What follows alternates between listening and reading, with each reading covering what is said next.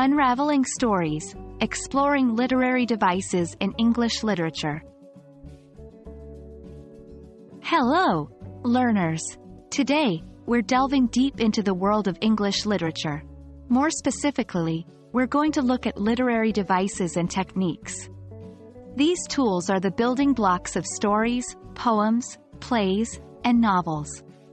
Understanding them will not only enhance your reading experience but will also improve your English language skills. Literary devices are tools used by writers to express their ideas, enhance their narrative, and engage readers. They're like spices in a dish, adding flavor and complexity to the story. These can be anything from metaphors and similes that create vivid imagery, to flashbacks and foreshadowing that build suspense. Let's dive into some of the most commonly used literary devices. 1. Metaphor. This is a figure of speech that makes a comparison between two things that aren't alike but have something in common. For example, life is a journey. 2. Simile. Similar to a metaphor, a simile also makes a comparison but uses the words like or as. For instance, she is as brave as a lion. 3. Personification. This is when you give human traits or qualities to non-human things. For example, the wind whistled through the trees. 4. Alliteration.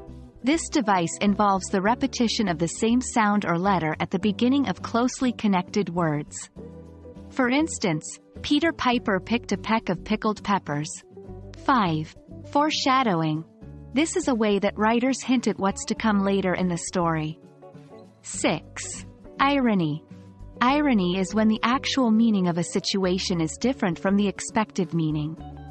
There are 3 types of irony: verbal irony, dramatic irony, and situational irony. To recognize these devices in texts, you need to pay attention to the details. Look for unusual comparisons, repetitions of sounds, or phrases that hint at future events. Also, remember that literary devices can appear in various forms across different texts. For instance, irony can be humorous in one context, and tragic in another.